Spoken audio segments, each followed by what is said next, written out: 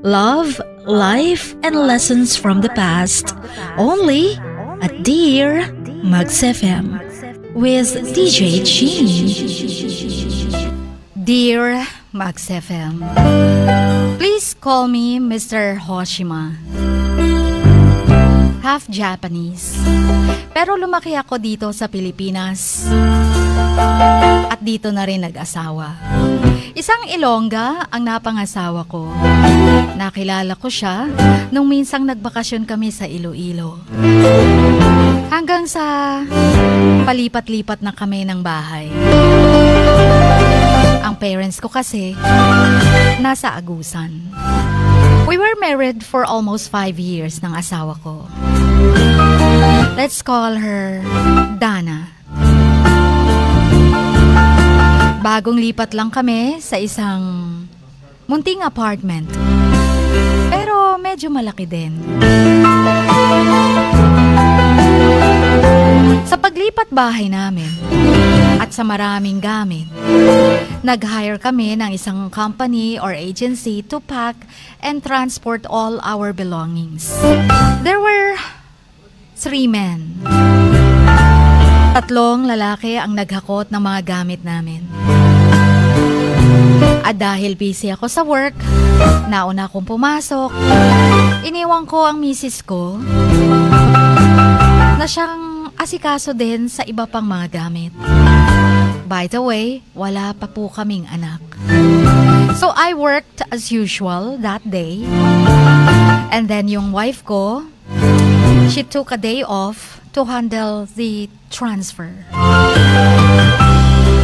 Total, 3 lalaki naman ang mga ang tutulong-tulong sa kanya. Ano pa't binayaran namin? Kaya na nila. But when I came home from work, gabi na. And I found her lasing na lasing. This was very unusual, Chin.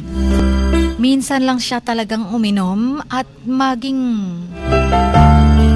lango sa alak. Siguro she only got drunk once or twice previously. And it was with me. Kasama niya ako while we were celebrating together and not while alone. Hindi ko inisip na pwede siyang malasing na walang kasama at siya lang na mag-isa umiinom. Halos hindi na siya makapagsalita. Nung tinanong ko siya, bakit ka naglasing? Sobra-sobrang lasing ka naman. As I managed to make her tell me na ano bang nangyari, ba't ka naglalasing? Saan ang galing yung mga alak na ininom niya? At kahit lango siya sa alak, at halos hindi ko na maintindihan ang sinabi niya sa kalasingan.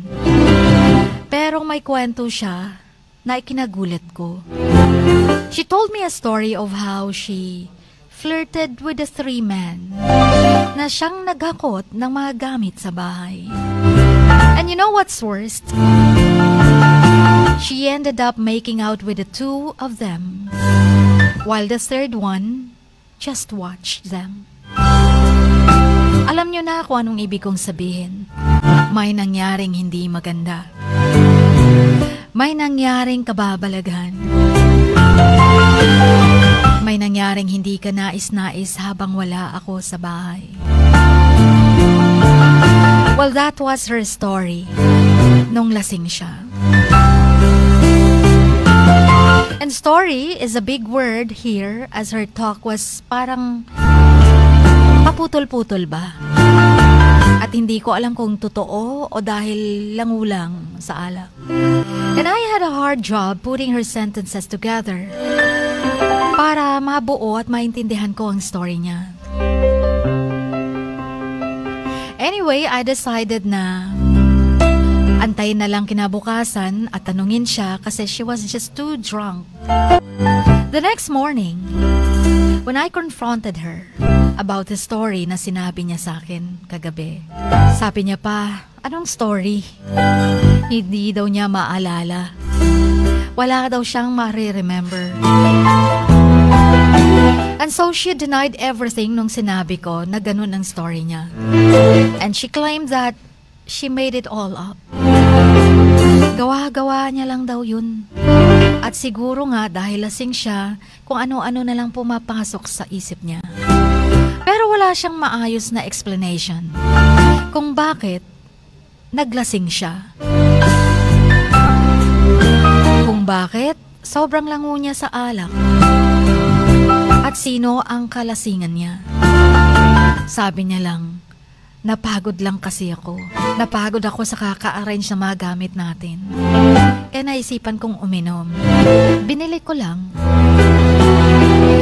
Pero, kahit hindi ako satisfied sa explanation niya, I still accepted her explanation and never opened the issue again. Nagtiwala ako sa kanya. I'm still, however, inclined to believe that her drunk version of the story was the true one.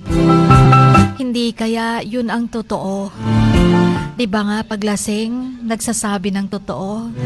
Madalas, nalalaman mo ang katotohanan mula sa isang lasing na tao. Pero ayoko naman siyang pagdudahan. Baka yun ang magiging dahilan kung bakit mawawasak ang pagsasama naming mag-asawa. Guilty ako dahil nagda-doubt ako sa kanya. Guilty ako dahil wala naman akong ebidensya, pero pinagdududahan ko pa rin siya. I one time shared this one sa isang katrabaho ko. Inopen up ko sa kanya. Someone said, what goes around, comes around. Even I do believe, but in my wife's case, I don't trust it fully.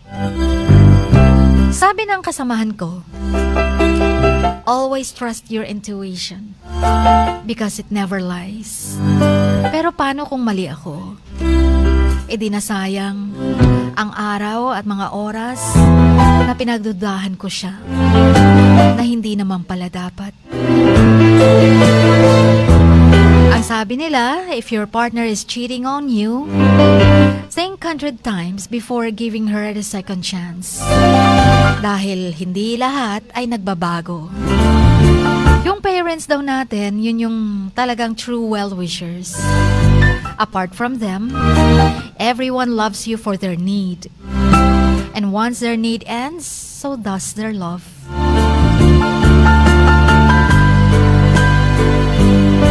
Kaya naman, secretly invest for yourself daw.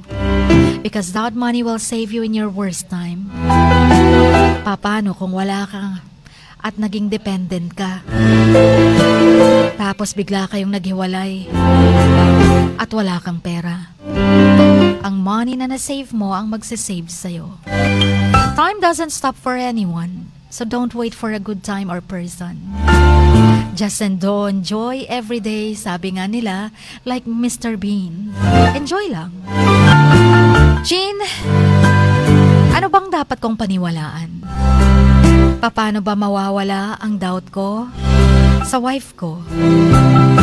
Gayong meron siyang story nung lango siya sa alak na minsan lang siyang nagpapakalasing.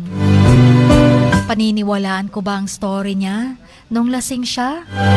O ang explanation niya or ang dahilan niya ngayong matino siya? Please help me. Hanggang dito na lamang ang inyong kamax, Mr. Hoshima.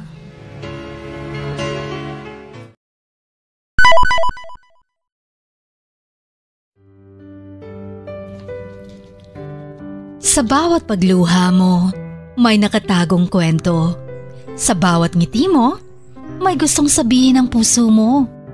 At sa likod ng iyong halakak at maging sa pagkabiko mo, may mensaheng nakabalot sa iyong pagkatao.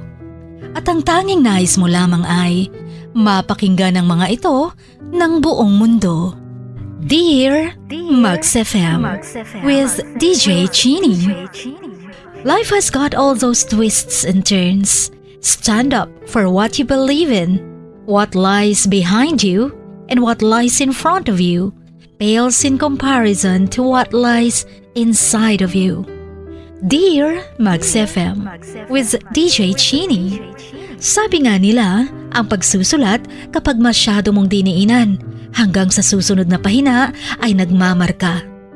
Katulad ng pagmamahal, kapag masyado mong ibinigay ang lahat, yung sakit na gawa ng nakaraan, dala pa rin hanggang kasalukuyan.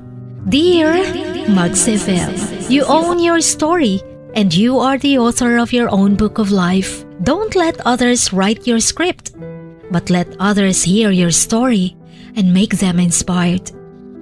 Kaya sumulat na, maging bahagi ng aming programa, Dear Mags FM with DJ Chini, tuwing Lunes hanggang Biyernes, 1:00 hanggang 3:00 ng hapon sa Max News FM, Sock Sargent. Love, life, and lessons from the past, only at Dear Mags FM with DJ Chini.